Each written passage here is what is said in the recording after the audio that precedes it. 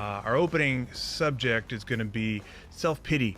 Um, Self-pity is I've discovered it's a very negative force that allows people to start to justify things that once they feel bad for themselves, they start to be able to take it out for others.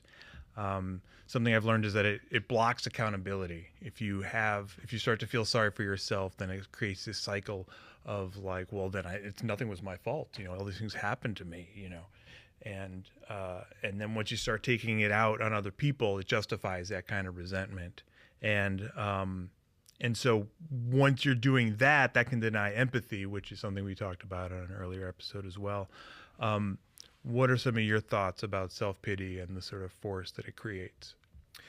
Well, for me, I think, especially, when talking about this subject in conjunction with white guys and, certainly white Western males, white American males, I think there certainly is this idea of, woe is me. And you see it even extend, obviously, especially on the right in terms of, this being a sort of like a culture of victimization. Both sides accuse the other of doing it, but it certainly seems a lot more silly when you see it, manifest in like, they're trying to take Christmas away from us, or, somehow that person having the bare minimum rights impedes on me having every version of right that I want to have, and so, I think that my first thought always comes to this sort of idea of like, who can be the martyr more, who can be the person who is wronged more, and who needs to make up for that.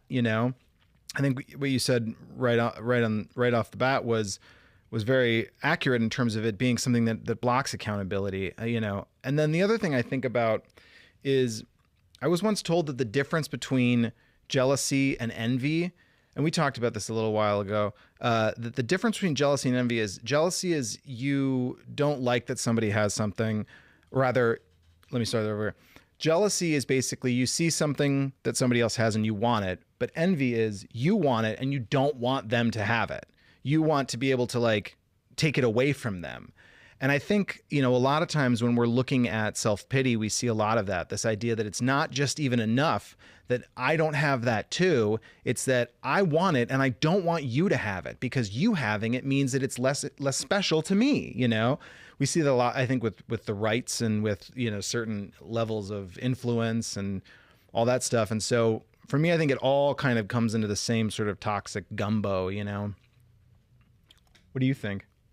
Yeah, it's an interesting concept to open with and get your head around. I think it's one that is prevalent in society now, this self-pity, that the situation that you find yourself is outside of your control, is because of your environment, because of other people, perhaps because of religion or society or economics. Now, if you're blaming any one of those or all of those things on your current poor condition, and by poor I just don't mean financially poor, but situation, how can you take pride and claim success for those achievements that you have if it's outside of your control? How can the negative influences be outside your control, but all those positive things that you do well, that you achieve, right, they must be outside your control as well. So I think it's very interesting, and I think Morley hit on a word that's very, very important in this conversation as well, and that is rights. A lot of the right, politically, sure, look at rights, and I'm not just talking about in the US, I'm talking about worldwide. A lot of people, particularly on the right, look at rights as being a pie. If somebody has more rights than you therefore have less rights. And, that seems to be, again, it's all somebody else's fault, it's self-pity, it's outside of my control.